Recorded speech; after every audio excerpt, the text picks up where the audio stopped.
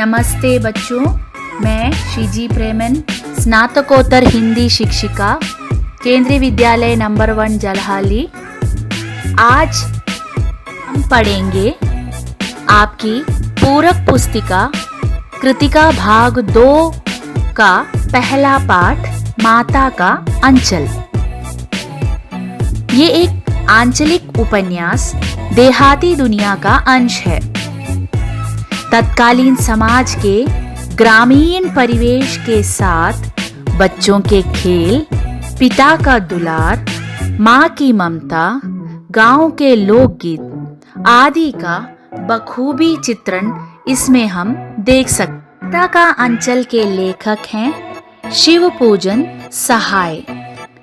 श्री शिवपूजन सहाय का जन्म बिहार में 1893 ईस्वी में हुआ। उनके बचपन का नाम भोलानाथ था। 1960 ईस्वी में इन्हें पद्म भूषण से सम्मानित किया गया। उनकी प्रमुख रचनाएं देहाती दुनिया, वे दिन वे लोग, ग्राम सुधार आदि हैं। वे मुख्यतः गद्य लेखक थे। जैसा कि हम पहले देख चुके हैं, प्रस्तुत पाठ उनके उपन्यास देहाती दुनिया का एक छोटा सा अंश है। उनका निधन 1963 में हुआ। प्रस्तुत पाठ में लेखक ने 30 के दशक की ग्राम्य संस्कृति का चित्रण किया है। 30 का दशक अर्थात 1930 में हमारा गांव कैसा था, इसका चित्रण किया गया है। इसके द्वारा हम आज के गांव और 1930 के गांव के बीच का अंतर, आज के शहर और गांव के बीच का अंतर आदि जान सकते हैं। पाठ भाग की ओर जाने से पूर्व हम चर्चा करेंगे परीक्षा हेतु पाठ्यक्रम विनिर्देशन 2020-21 पर, और साथ ही हम प्रश्न पत्र का नमूना भी देखेंगे। यहाँ आपके सामने परीक्षा हेतु पाठ्यक्रम विनिर्देशन 2020-21 का एक अंश है, जिसमें ये बताया गया है कि पूरक पाठ्यपुस्तक कृतिका भाग 2 से कितने प्रश्न आएंगे और कुल अंक क्या होंगे। पूरक पाठ्यपुस्तक कृतिका भाग 2 के आधार पर 2 प्रश्न पूछे जाएंगे। प्रत्येक प्रश्न का अंक होगा 3। तो 3 प्रश्न के 2 अंक, कुल अंक हुए 6। आपको कुल 3 प्रश्न दिए जाएंगे और 3 में से किन्हीं 2 के उत्तर आपको लिखने हैं। अब हम प्रश्न पत्र का नमूना देखेंगे। आप दे सकते हैं। प्रश्न पत्र में 10वां प्रश्न रहेगा पूरक पाठ पर आधारित। निम्नलिखित प्रश्नों में से किन्हीं 2 प्रश्नों के उत्तर लगभग 50 से 60 शब्दों में लिखिए। 3 मार्क के 2 प्रश्न। यहाँ 3 प्रश्न हैं और आपको इनमें से किन्हीं 2 के उत्तर लिखने हैं और शब्द सीमा है 50 से 60। यहाँ मैंने आपको एक लिंक दिया हुआ है। आप इस लिंक को जरूर देखिएगा, क्योंकि इसमें पूरे पाठ को एनिमेशन के द्वारा बखूबी प्रस्तुत किया गया है। इसे देखने पर आपको पूरा पाठ अच्छे से समझ में आएगा। भूलिएगा नहीं, ये जरूर देखिएगा। हो सके तो पहले आप ये देखिए, उसके बाद फिर आप मेरा ये वीडियो देखें। यहाँ एक बच्चे की कहानी है जिसका नाम भोलानाथ है, और हम लेखक परिचय में देख चुके हैं कि हमारे लेखक को बचपन में भोलानाथ कहकर पुकारते थे। तो इसका मतलब ये कहानी हमारे लेखक की ही है। यहाँ पिता के साथ अधिक जुड़ाव होने पर भी विपदा के समय बच्चे का माँ की शरण में जाना दिखाया गया है। हमारे भोलानाथ को पिता से बहुत ज्यादा लगाव था। पूरा समय वो पिता के साथ ही व्यतीत करता था। आप में से भी बहुत से बच्चे ऐसे ही होंगे जिनको पिता के साथ बहुत जुड़ाव होगा, लेकिन जब भी कोई जरूरत पड़ जाए तो हम सीधा पिता के पास न जाकर माँ के पास जाते हैं और माँ से हमारी बातें मनवाते हैं। माँ हमारी बातों को लेकर पिताजी के पास जाएंगी और फिर इस प्रकार हमारे इच्छाओं की पूर्ति होती है। यहाँ पर भी विपदा में घबराए हुए बच्चे के लिए माँ का आंचल प्यार और शांति प्रदान करता है। वो स्वयं को सुरक्षित महसूस करता है। पिता के साथ का रिश्ता कितना भी गहरा क्यों ना हो, माँ से मिलने वाली कोमलता और ममता पिता से नहीं मिलती। घबराए हुए बच्चे को अंग लगाना, उसको आंचल में छुपाना, आंखों में आंसू भर लाना, प्यार से गले लगाना जैसे भाव माँ में ही होती हैं। माँ और बच्चे के बीच का जो आत्मीय संबंध है वो जन्म से पूर्व ही शुरू हो जाता है। प्रस्तुत पाठ में बाल मनोविज्ञान का चित्रण बड़ी सुंदरता के साथ हुआ है। एक दिन जब भोलानाथ की माँ उसे अपने पास बिठाकर तेल लगाती है तो उसे वो पसंद नहीं आता और वो रोने लगता है। सिसकते हुए वो पिता की गोद में आता है।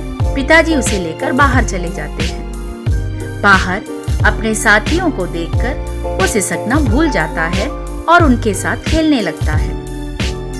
इसी प्रकार जब पाठशाला में गुरुजी से मार मिली तब भी वो सिसक रहा था। पिताजी उसे लेकर घर की ओर जा रहे थे। अचानक रास्ते में जैसे ही दोस्त दिखे, भोलानाथ सिसकना भूल गया और उनके साथ खेलने लगा। आखिर बच्चे साथियों को देखकर दुख कैसे भूल जाते हैं? तो यही है बाल मनोविज्ञान। बच्चे स्वभाव से भोले होते हैं। जितने जल्दी रूठते हैं उतने ही जल्दी सारी बातें भूल भी जाते हैं। मास्टर जी से मार खाने पर भोलानाथ खूब रोया, किंतु मित्रों को देखते ही वो अपना सारा दुख भूल गया। उसके मित्र खेल रहे थे।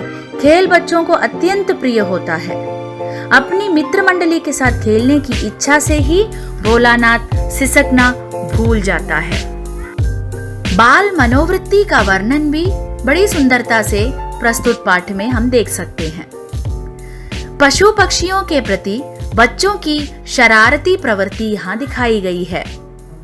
चिड़ियों को खेतों में चुगने न देना, उन्हें उड़ा देना, चूहे के बिल में पानी डालना, ऐसी शरारतें बच्चे करते ही रहते हैं। लोगों को चिढ़ाने और तंग करने की प्रवृत्ति भी बच्चों में कम नहीं होती। मूसन तिवारी को चिढ़ाना, मेले में जाते लोगों को चिढ़ाना, दूल्हे को चिढ़ाना। एक बार बूढ़े दूल्हे ने इनका ऐसा पीछा किया कि डर के मारे सब भाग गए। ये सब चीजें हमें शहर में देखने को नहीं मिलेंगी। ये सब चीजें सिर्फ गांव में ही हमें देखने को मिलेंगी। ये मस्ती सिर्फ गांव के बच्चे ही करते हैं। सच कहें तो वे अपनी जिंदगी जीते हैं गांव में। हम तो चारों ओर से बंधनों में बंधे हुए हैं कि ऐसा बर्ताव करो, ऐसा उठो, ऐसे बैठो, ऐसे खाओ। तत्कालीन विद्यालयों का अनुशासन भी इसमें दिखाया गया है। अनुशासन माने डिसिप्लिन।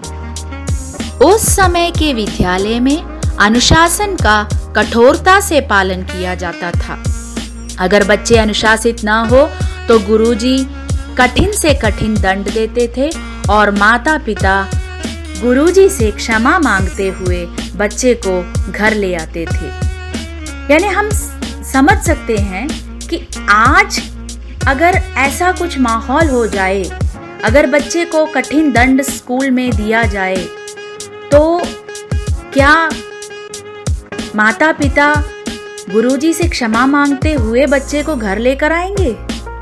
ऐसा तो आजकल देखने को ही नहीं मिलता, भले ही गलती किसी की भी क्यों ना हो। तत्कालीन विद्यालयों में पिटाई द्वारा बच्चों को सुधारने की कोशिश होती है। शारीरिक दंड देकर उन्हें अनुशासन में रखा जाता है। आज के विद्यालयों में शारीरिक दंड वर्जित है, मना है। उन्हें समझा बुझाकर अनुशासन में रखा जाता है। विद्यालयों में परामर्शदाता की नियुक्ति होती है। आपके विद्यालय में भी हैं काउंसलर्स। जब भी कुछ समस्या होती है, आप काउंसलर के पास जाते हैं, जिससे छात्रों को आत्म संयोजन और सामाजिक संयोजन में सहायता प्रदान होती है। और वैसे भी शारीरिक दंड किसी भी समस्या का समाधान नहीं है। मेरा अभिप्राय यही है कि तत्कालीन विद्यालयों के अनुशासन की अपेक्षा आज के विद्यालयों में जिस प्रकार अनुशासन का पालन हो रहा है वही सही है।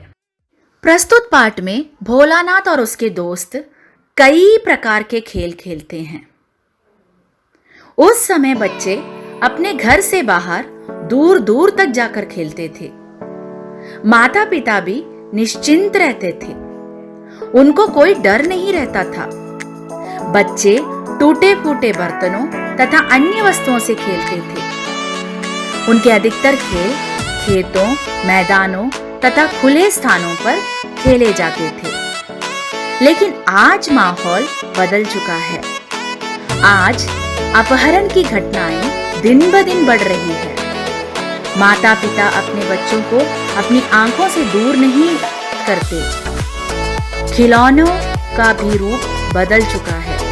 आज प्लास्टिक और इलेक्ट्रॉनिक्स के महंगे खिलौने आ गए हैं। आज अधिकतर माता पिता अपने बच्चों को सर्दी, गर्मी, बरसात से भी बचा कर रखते हैं ताकि बच्चा बीमार न हो जाए। आज बच्चों के खेल बंद घरों के भीतर ही खेले जाते हैं। खुला मैदान तो आज के बच्चों को तब नसीब होता है जब बच्चा स्कूल में जाए या कोई कोचिंग सेंटर में। उसमें भी काफी रोक टोक होती है। 30 के दशक की ग्राम्य संस्कृति, 23 के दशक का गांव और आज के गांव में हम बहुत ज्यादा अंतर देख सकते हैं। आज की ग्रामीण संस्कृति में बहुत परिवर्तन आ गए हैं। आज खेतों में आधुनिक विधि और आधुनिक उपकरणों से खेती होने लगी है। कुओं से सिंचाई नहीं होती, उनकी जगह ट्यूबवेल आ गए हैं। हल की जगह ट्रैक्टर का प्रयोग होने लगा है। बच्चे नंग धड़ंग खेलते हुए नजर नहीं आते। सब विद्यालय जाकर पढ़ने लगे हैं। बैलगाड़ी तथा लालटेन नजर नहीं आती। गांव में भी बिजली पहुंच चुकी है। कच्चे घरों की जगह पक्के मकान, सीमेंट के मकान नजर आने लगे हैं। ग्रामीण लोगों के पहनावे में भी काफी अंतर आ गए हैं। प्रस्तुत पाठ में पिता का दुलार भी हम देख सकते हैं। प्रमुख पात्र तारकेश्वर नाथ के पिता प्यार से उन्हें भोलानाथ कहकर पुकारते थे। उन्हें माँ से भी ज्यादा लगाव पिता के साथ था। पिता के साथ सुलाना, सुबह उठाकर नहलाना, पूजा के समय साथ बिठाना, अपने हाथ से खाना खिलाना, सभी काम पिता ही करते थे। ये सब करने में उन्हें बहुत खुशी भी मिलती थी। उन्होंने भोलानाथ को कभी भी नहीं डांटा, उसके खेलों में भी साथ देते। जब माँ जबरदस्ती भोलानाथ को पकड़कर उसके सिर पर तेल डालती तब वो रोने लगता। पिताजी उसे मनाते। एक बार गुरुजी से भोलानाथ को खूब मार खानी पड़ी। पिताजी को जब ये पता चला तो वे दौड़ते हुए पाठशाला आए और गुरुजी से माफी मांगते हुए उसे गोद में उठाकर घर की ओर चल दिए। तो देखिए यहाँ पिता का अपने बच्चे से कितना प्यार है, कितना दुलार है और वो अपने बच्चे के लिए कितना समय व्यतीत कर रहा है। उस जमाने में माता पिता के पास काफी वक्त था कि वे बच्चों के साथ समय बिताते थे। माँ का वात्सल्य, माँ की ममता, ये शब्द सुनते ही हमें अपनी माँ याद आती है। माँ के जैसा प्यार पूरी दुनिया में हमें किसी और से नहीं प्राप्त हो सकता। प्रस्तुत पाठ में भोलानाथ की माँ हमेशा उसे जबरदस्ती खाना खिलाती। उसका पेट भरा होने पर भी उसके साथ जबरदस्ती करती। उसे बाहर ले जाकर चिड़िया आदि दिखाकर खाना खिलाती। बच्चे को नजर न लग जाए इसलिए काजल की बिंदी लगाती। उसे सजाकर कन्हैया बनाती। दोस्तों के साथ खेलते वक्त उनके साथ मिलकर सांप की बिल में पानी डाला। जैसे ही उन्होंने सांप की बिल में पानी डाला, सांप बाहर निकलकर आ गया। सांप को देखते ही सारे बच्चे डर कर भाग गए। भोलानाथ भी डर कर घर की ओर भागा। पिताजी घर पर ही थे। लाख बुलाने पर भी वो पिताजी के पास नहीं गया। वो सीधा माँ के पास गया और उनकी गोद में उसने शरण ली। बच्चे को डरा देख माँ भी रोने लगी। हल्दी पीसकर घाव पर लगाई, बार बार उसे गले लगाने लगी। भोलानाथ चुपचाप माँ की गोद में सिसकता रहा। उस समय माँ के आंचल में जो प्रेम और शांति भोलानाथ को मिल रही थी, वो इस पूरी दुनिया में उसे कहीं और ना मिली। जैसा कि मैंने इस वीडियो के आरंभ में ही कहा कि शीर्षक से ही पता चलता है कि पाठ के अंदर क्या है। प्रस्तुत पाठ का शीर्षक है माता का अंचल, और ये शीर्षक बिल्कुल सार्थक है। यहां पिता के साथ भोलानाथ का अधिक लगाव था। वो पिताजी के साथ ज्यादा समय बिताता था। फिर भी घायल होने पर भोलानाथ पिता को अनसुना कर माँ के पास चला जाता है। माँ अपना सारा कामकाज छोड़कर बच्चे की देखरेख में लग जाती है। बच्चे को डर से कांपते हुए देख वो भी रोने लगती है। माँ के आंचल में जो प्रेम और शांति उसे प्राप्त हुई, वो शायद ही इस पूरी दुनिया में कहीं से उसे प्राप्त। पूरे पाठ में हमने पिता का दुलार और माँ की ममता देखी। मेरे मन में सवाल उठ रहा है, क्या सिर्फ माता पिता का ही हमारे प्रति कर्तव्य है, या फिर हमारे भी कुछ कर्तव्य हैं अपने माता पिता के प्रति? माता पिता अपना कर्तव्य बखूबी निभाते हैं, और जब समय आता है तो हमारा भी ये कर्तव्य है कि हम भी उनके प्रति हमारा कर्तव्य निभाएं। माता पिता के साथ अधिक से अधिक समय बिताना चाहिए हमें। पिता के कंधे पर बैठना या झूलना, सीने पर बैठ गालों को चूमना, मूछें उखाड़ने की कोशिश करना या बाल खींचना, झूठ मूठ का रोना, ये सब हमने बचपन में किया है। डर कर माँ की गोद में छिप जाना, अपनी जिद पर अड़े रहना, ये सब हमने बचपन में किया है। तो बड़े होने के बाद हमारा ये कर्तव्य बनता है कि उन्हें सम्मान दें, उनके सपनों को साकार करें, छोटे छोटे कार्यों में उनका हाथ बंटाएं। आप क्या कर सकते हैं अपने माता पिता के प्रति? अभी आप छोटे हैं तो आप अच्छे से पढ़ाई कीजिए और अच्छे पद पर पहुंचिए। यही आपका कर्तव्य है। आखिरी सांस तक माता पिता की सेवा कीजिए, बुढ़ापे में उनका सहारा बनिए। इस प्रकार माता पिता के प्रति बच्चे अपना प्रेम प्रकट करें। पाठ पढ़ने के बाद आप सोच रहे होंगे कि हमारा बचपन भोलानाथ के बचपन से कितना भिन्न है। इस पाठ में बच्चों की दुनिया काफी सुंदर है। उसमें उनके खेल, माँ की ममता, पिता का दुलार आदि शामिल है। हमारे बचपन की दुनिया इससे बिल्कुल अलग है, क्योंकि आज कृत्रिमता ज्यादा है। पाठ में गांव, ग्रामीण जीवन और संस्कृति का प्राकृतिक चित्रण है, जबकि हम शहरी जीवन जीने के आदी हो चुके हैं। हम एकल जीवन यापन की प्रवृत्ति की ओर उन्मुख हो रहे हैं। यानी आज हमारे परिवार में हम, हमारे माता पिता, इतने ही सदस्य होते हैं। कुछ बच्चे तो अकेले हैं, अर्थात माता पिता और एक बच्चा। उसको खेलने के लिए घर में कोई है भी नहीं। समय बच्चों के माता पिता उन्हें खिलाने, सुलाने, उनके साथ खेलने आदि में पूरा समय देते थे। आज की दुनिया में माता पिता व्यस्त हो गए हैं और अपने बच्चों को उतना वक्त नहीं दे पा रहे हैं। उसके बदले वे अपने बच्चों को आधुनिक खिलौने एवं खेल की सामग्री जैसे computer, video games, mobile, tab आदि उपकरण देते हैं। माता पिता का वात्सल्य इन्हीं सब उपकरणों में सिमट चुका है। उस समय के बच्चों में मैत्री की भावना थी, लेकिन आजकल के बच्चे अकेले रहने के आदी हो चुके हैं। उनमें आत्मीयता की भावना ही नहीं है। आजकल की जीवन शैली में काफी बदलाव आ गया है। पड़ोस कल्चर तो पूरी तरह समाप्त हो गया है। पड़ोस में जाकर घंटों खेलना ये तो मात्र एक सपना है आज की दुनिया में। पाठ के मुख्य बिंदुओं पर हम चर्चा कर चुके हैं।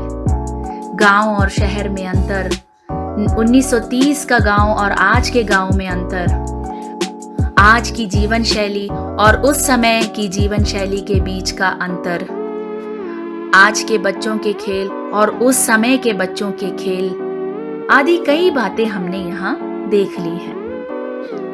तो परीक्षा के नजरिए से अब हम देखें तो जैसा कि पहले भी बता चुके हैं कि पूरक पुस्तिका में से 3 प्रश्न पूछे जाएंगे।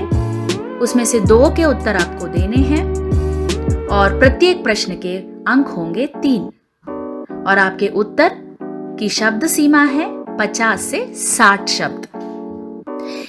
यहां आप देख सकते हैं प्रश्न ख, जो पठित पाठ के आधार पर है। माता का अंचल पाठ में ग्रामीण परिवेश का चित्रण किया गया है। आप ग्रामीण जीवन व शहरी जीवन में क्या अंतर पाते हैं? ये सीबीएसई प्रश्न पत्र 2019-20 का अंश है। उसमें से मैंने कृतिका का भाग लिया हुआ है। प्रश्न का उत्तर देखिए। माता का अंचल पाठ में लेखक ने ग्रामीण परिवार का चित्रण करते हुए वहां की जीवन शैली का उल्लेख किया है, जहां लोगों के मध्य आत्मीयता की भावना है, लोग प्रकृति के करीब हैं। इसके विपरीत शहरों में लोग एकल जीवन व्यापन करने की प्रवृत्ति की ओर उन्मुख हो रहे हैं। उनमें आत्मीयता की कमी है। आप चाहे तो थोड़ा और विस्तार से लिख सकते हैं। आशा है कि आपको प्रस्तुत पाठभाग अच्छे से समझ में आ गया होगा। अब बारी है आपकी तैयारी की।